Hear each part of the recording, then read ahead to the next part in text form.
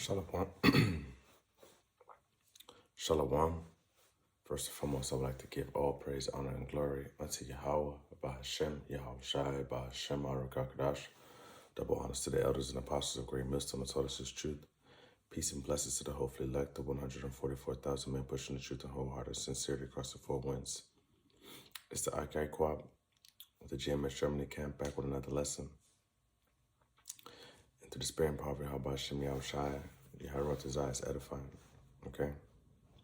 This lesson is about what the world ignorantly calls UFOs, which are actually the chariots of the Most High, Yahweh, Bashem, Yahweh Shai. Okay? And in the scriptures, it's proven that these are the chariots of the Most High. All right, so Yahweh wrote his eyes edifying. Let's go to 2nd Esdras, chapter 13, and verse 1.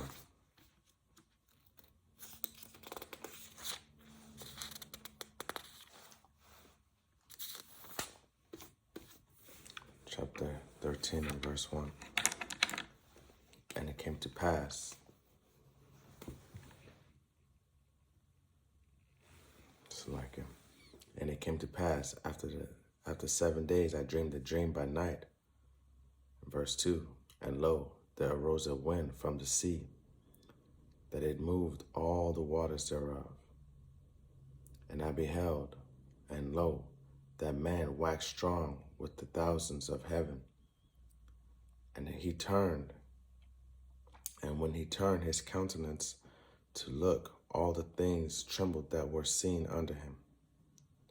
Okay? This is talking about Yahweh Shai on a cloud, you know, when he says, and lo, there arose a wind from the sea, and it moved all the waves thereof. A wind from the sea, and it moved all of the waves thereof. That means when he saw this wind, it made all the water move around. It looked like huge waves. Okay, which is Yahweh Shai on his chariot. But I'm gonna continue and to prove that more. Let me just highlight this right quick.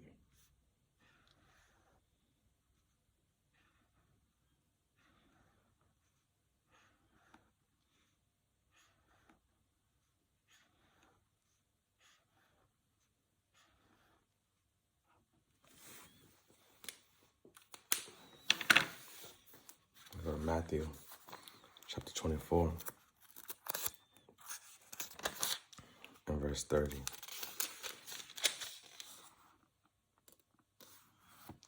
And then shall appear the sign of the Son of Man in heaven, Selachia. And then shall all the tribes of the earth mourn, and they shall see the Son of Man coming in the clouds of heaven with power and great glory. They shall see the Son of Man coming in the crowds. Well, this precept tells you a lot right here, you know, so I'm gonna break it down, because there's a lot of things that you must consider when you read this precept. Okay, well, two important things for sure.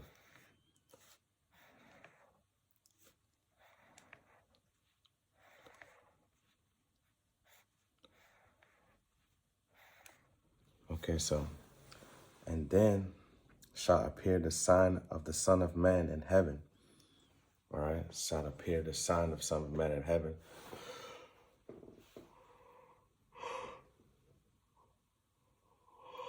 So like it.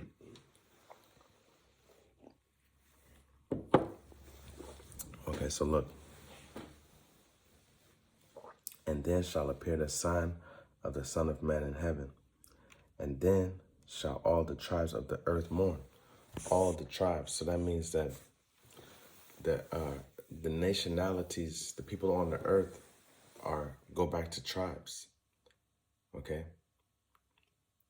That means that the Lord deals with nationality, not just like color. Germans and Russians and Americans. The Lord deals with nationality and nations and the tribes. All right? And they shall see the Son of Man coming in the clouds of heaven with power and great glory. In the clouds of heaven is his chariots. Okay, the chariots are the clouds. Okay, how do we know? Let's go to Revelation chapter 1 and verse 7.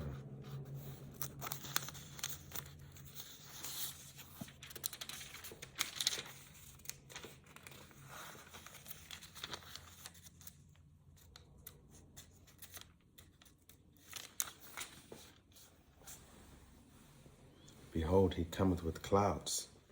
You see? He cometh with clouds. Behold, he cometh with clouds.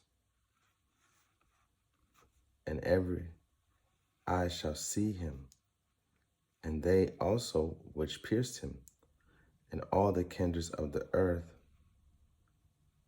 shall wail because of him. Even so, amen. Because they're going to think it's an alien invasion. They're going to think that the Independence Day is really happening. You know, with Will Smith, that movie Independence Day. That when they see Yahweh Shai coming with his chariots, they're going to think that there's an alien invasion.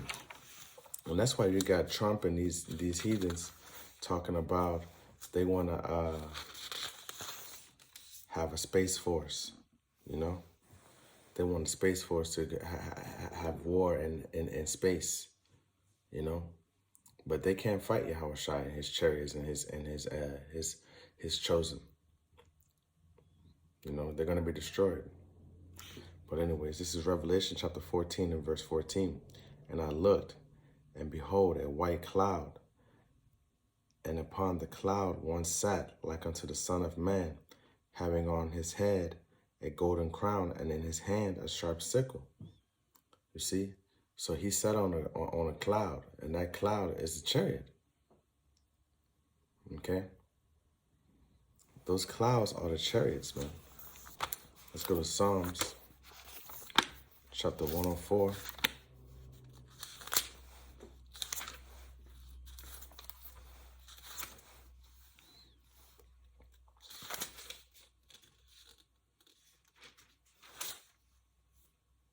And verse 3. Who lived the beams of his chambers in the waters? Who maketh the clouds his chariots? You see? Who walketh upon the wings of the wind? Yahweh Shai. And he's showing you with his scriptures that his chariots are the clouds, and the clouds are his chariots. Who walketh upon the wings of wind? All right? Because we have been taught that they are UFOs, unidentified flying objects. But in actuality, they're not. They are identified. They know. Okay? Just like when you look it up and these ancient aliens and these TV shows that Esau put together, lying, saying that they come from an outer space alien nation, when in actuality they know that these chariots are from the Most High. You know, they've looked, they've studied the history of that were left by the nations before. Okay, they have information that prove that these people, well, that Yahweh Shai's chariots are the angels. Are the clouds. They know because you even have declassified files coming out now, and this year has been the most sightings I've ever witnessed anyone say that they've seen chariots. There have been so many people that have seen chariots because the Lord is showing himself in these last days. He's boosting the faith of his hopeful elect to give them faith boosters, to give them strength, to give them signs, you know, to show them that he's there, he's present, he's listening, he's watching, you know, and to strike terror in the hearts of these heathens. Okay? This is Ezekiel chapter 1 and verse 4.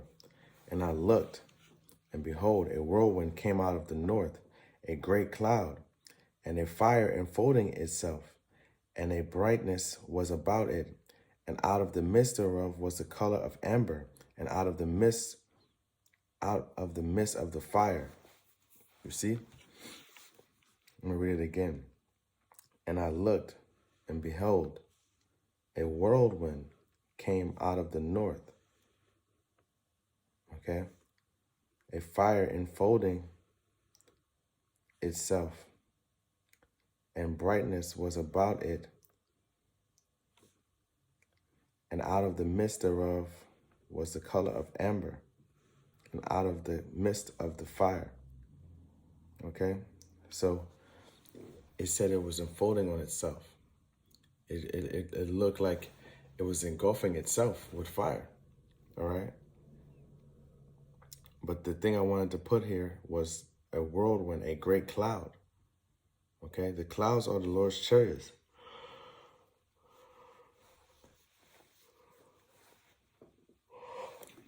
The clouds are the Lord's chariots, man.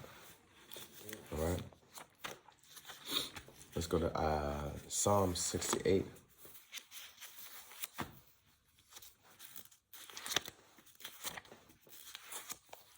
Okay.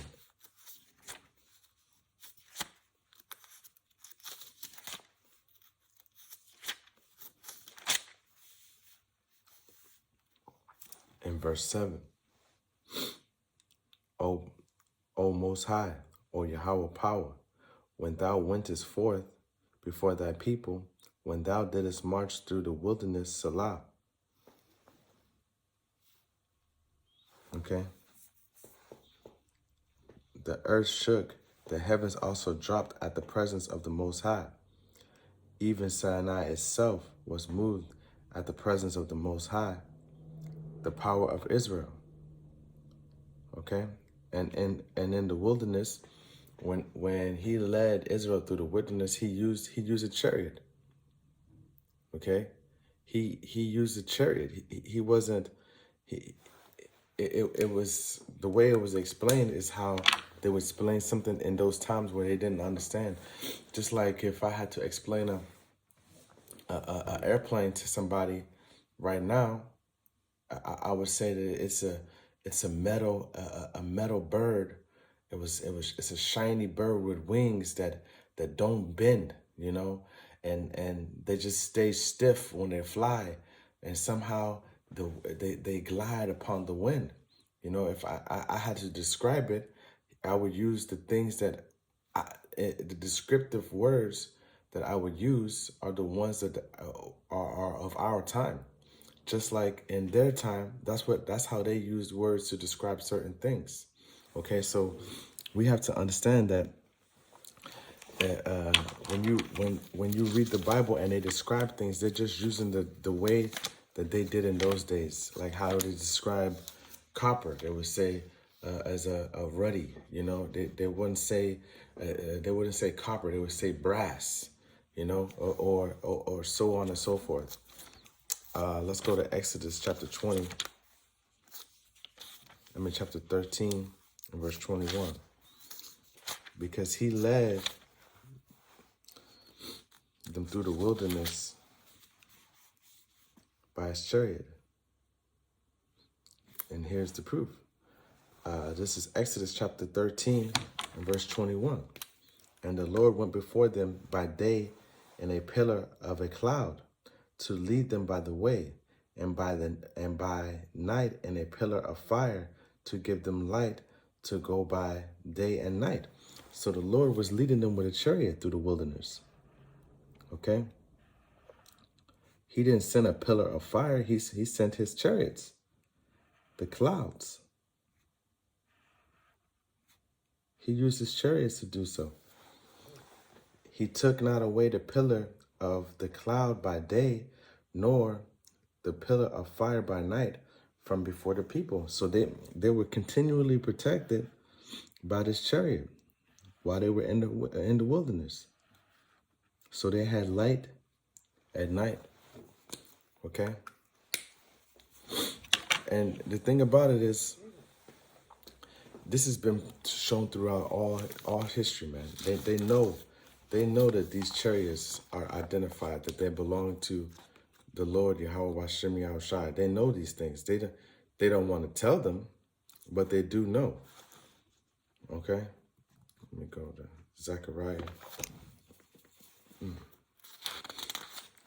Zechariah chapter 5 and verse 1. Then I turned and lifted up my eyes and looked, and behold, a flying roll. Okay? A flying roll is like a scroll, you know? And he said unto me, what seest thou? And I answered, I see a flying roll. The length thereof is 20 cubits, and the breadth thereof is 10 cubits. So in that time, that's how they were measuring things. They would say by cubits. Now, in our time, we would say by feet or meters. You see, so we were just doing what he was just explaining. Zechariah was explaining the same way he would explain. He was explaining with the terminology that they use in those times, just like we would explain the things that in the terminology that we use in our time. Okay, so he saw a flying roll, a scroll, and when you look at the chariots, they look like a scroll, you know. All right, because that's what he used the words of those times to describe it. That's what I'm trying to get to.